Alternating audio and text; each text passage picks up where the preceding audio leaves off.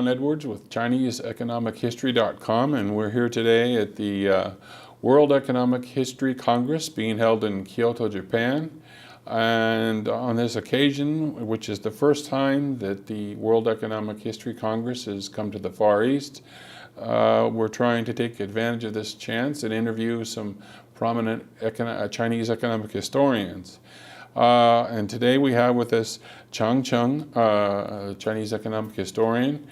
He received his PhD from Northern Illinois University, and he's currently a professor of economics at Shandong University in China.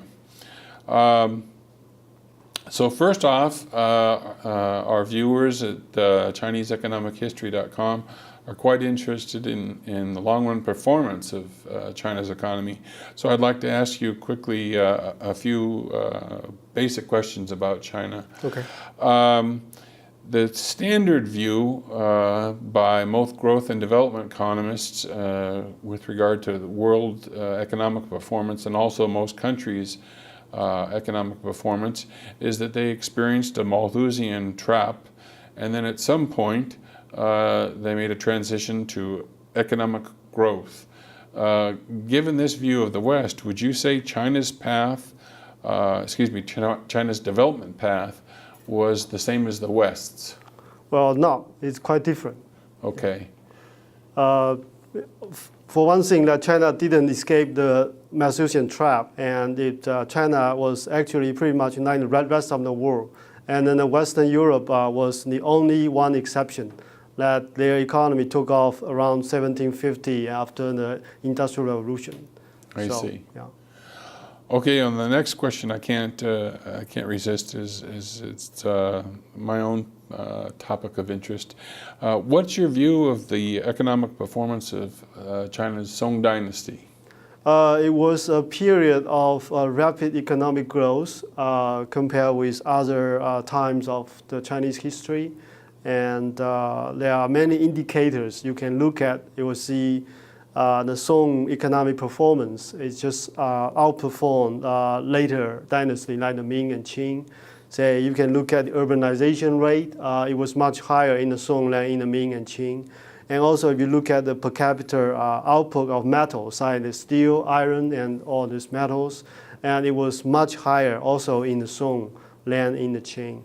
And then economic historians have come up with estimates of per capita GDP.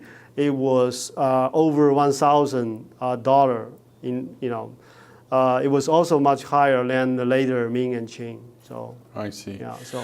Well, let me ask you, since you're in mainland China, and I know from my visit with you in Shandong University a couple of years ago, you're in contact with many historians as well over there.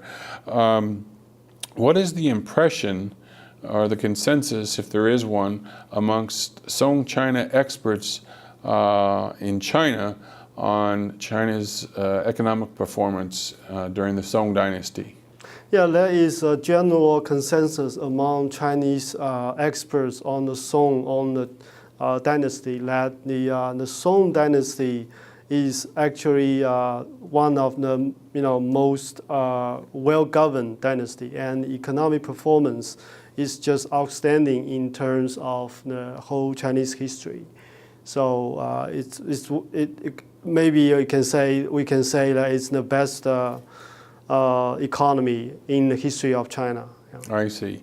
And just to be clear, per capita income and population both increased when you say economic growth. Yes, exactly. And how was the pace of technological innovation during the Song Dynasty relative to other periods?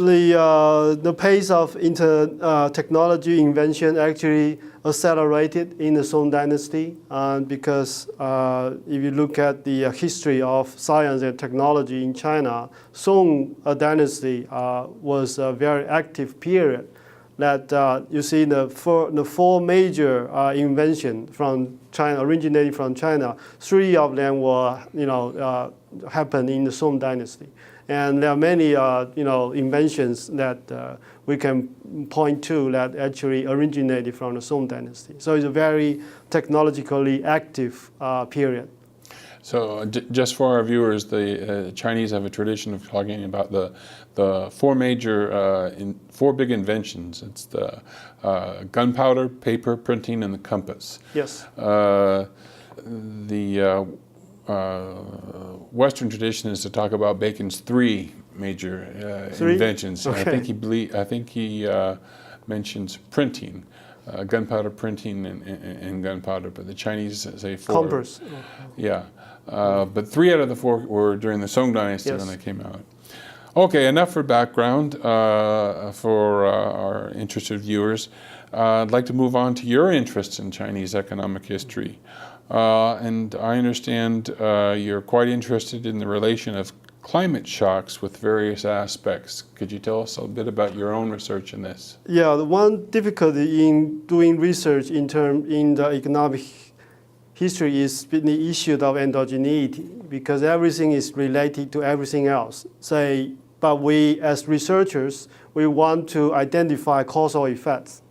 So one way to get around this is we can look at some exogenous shocks, like climate shocks. So that's why in the recent years I've been focusing on the effect of climate shocks on Chinese economic development in the long run. So that way I think if we can isolate these effects of these external shocks, and then we can look at the internal working of the Chinese society in more detail. Yeah. And what particular aspects are you considering as related to climate shocks? One is that the likelihood of war and conflict, say, between the nomads in the north of China and China proper. And also peasant uprisings because of the bad climate, bad weather shocks like drought or flood or these disasters that could, drove peasants into rebellion. Yeah. So nomadic conquest and peasant rebellions. You've also mentioned before the cohesion of China, you think is related? Yes, I think that's also related to these climate shocks, because my data show that there's some effect because of the frequency of disaster would have, if the disaster happened more frequently, it would require government to provide disaster relief. And that means you need a bigger government. And I also see the pattern in the data that could explain a portion of the fluctuation in how united or divided China was in the history. So it sounds like you're using quantitative data to analyze this. Quantitative, yes. And econometrics and statistical analysis as well. Yes, exactly. So this is very modern Chinese economic history in the sense that you're using quantitative data and models to do that. That's interesting. And what type of a time period are you looking at when you're talking about unification of China? It's pretty much the past 2,000 years, okay. Since, say, the establishment of the Qiang Dynasty in 221 BCE. Mm-hmm. And then I will look at the whole time series every decade as an observation unit. So basically I will have like 200, a little bit over 200 observations in my sample. So T Sometimes is 10 I years. use annual data, but I also use every decade as observation unit. So depends on the situation. T is a decade in general. That's good long run Chinese economic history. Yeah. Okay, so those three topics sound quite interesting. What else are you planning on doing in the future? Any other type of research related to this, or something different? Yeah, I would continue to work on the effect of climate shock on society. Broadly defined, different aspects. In particular, I'm interested in the effect of climate shocks on institutions. Because economists have done a lot of research about the effect of institutions on economic performance. But what determines institutions? We still don't know much. And I think the geography and climate as a long-run driver, a determinant of institution, and we still have a lot more to know. So in my future work, I would like to look at the cross-country data to see, because there are a lot of variations in terms of institutions across country, and also a lot of variations in terms of climate condition, geography. So I want to see whether these two are related in certain ways in a quantitative manner. Yeah. That's interesting. So you're going to look at climate changes across countries, and also across countries, the types of institutions that exist. It's certainly easy to imagine different institutions across countries in a cross-country analysis. Yep. But in terms of climate shocks, can you tell us a little bit about what different types of climate shocks would you have in mind when you look at this? Well, those geography, I mean, the people have working to reconstruct these historical temperature, rainfall, and disaster data. And so one particular aspect of this climate that I'm interested in will be in the frequency of disasters.